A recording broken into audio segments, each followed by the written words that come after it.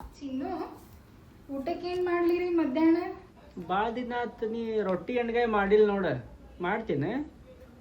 ಹ್ಞೂನ್ರಿ, ಇವತ್ತು ಮಾಡ್ತೇನ್ರಿ. ಹಾಯ್ ಫ್ರೆಂಡ್ಸ್, ಇವತ್ತು ರೊಟ್ಟಿ ಬದ್ನಿಕಾಯಿ ಎಣ್ಗಾಯಿ ಪಲ್ಯ ಮಾಡೋಂಬರ್ರಿ. ಫಸ್ಟ್ ಒಂದು ಬೌಲೊಳಗೆ ನೀರು ಹಾಕ್ಕೊಂಡು ಬದ್ನಿಕಾಯಿನ ವಾಶ್ ಮಾಡ್ಕೊಳ್ಳೋಣ. ಆಮೇಲೆ ಕಟ್ ಮಾಡ್ಕೊಂಡಿರೋ ಆನಿಯನ್ ಮತ್ತು ಟೊಮ್ಯಾಟೊ ಎರಡೂ ಒಂದು ಜಾರಿಗೆ ಹಾಕ್ಕೊಂಡೆ.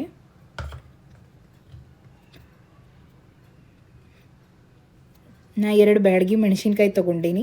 ಅವನ್ನೂ ಕಟ್ ಮಾಡ್ಕೊಂಡು ನಾನು ಜಾರಿಗೆ ಹಾಕ್ಕೊಂಡು ಪೇಸ್ಟ್ ಮಾಡ್ಕೊತೀನಿ.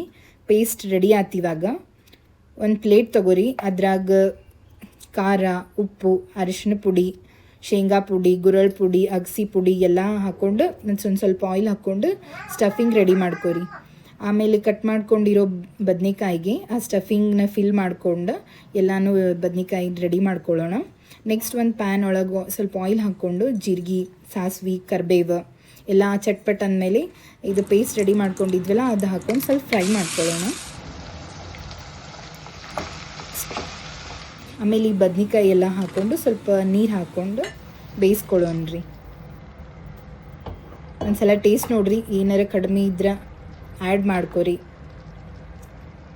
ಆಮೇಲೆ ಚೆಂದಾಗಿ ಒಂದು ಸಲ ಮಿಕ್ಸ್ ಮಾಡಿ ಪ್ಲೇಟ್ ಮುಚ್ಚಿ ಒಂದು 5 ನಿಮಿಷ ಬೇಯಿಸ್ಕೊಳ್ಳೋಣ. ಅದಾದಮೇಲೆ ಕಟ್ ಮಾಡ್ಕೊಂಡಿರೋ ಕೊತ್ತಂಬರಿ ಹಾಕ್ಕೊಳ್ಳೋಣ. ನೆಕ್ಸ್ಟ್ ರೊಟ್ಟಿ ಮಾಡೋಕೆ ಒಂದು ಡಬ್ರಿಯೊಳಗೆ ಉಪ್ಪು, ನೀರು ಹಾಕಿ ಹಿಟ್ಟು ಹಾಕಿ ಒಂದು 2 ನಿಮಿಷ ಬೇಯಿಸ್ಕೊತೀನಿ. ಅದಾದಮೇಲೆ ಚೆಂದಾಗಿ ಹಿಟ್ಟು ನಾದ್ಕೊಂಡು ರೊಟ್ಟಿ ಮಾಡೋಣ. ಹಿಂಗೆ ಮಾಡೋದ್ರಿಂದ ರೊಟ್ಟಿ ಹರಿಯೋದಿಲ್ಲ. ಒಂದೊಂದು ಸಲ ಜಿಗಟ್ ಹೋಗಿರ್ತೈತಲ್ಲ, ಸೊ ಹಿಂಗೆ ಮಾಡೋದ್ರಿಂದ ರೊಟ್ಟಿ ಎಲ್ಲ ಚಲೋ ಬರ್ತಾವೆ, ಆಮೇಲೆ ಸಾಫ್ಟ್ ಆಕ್ಕಾವ.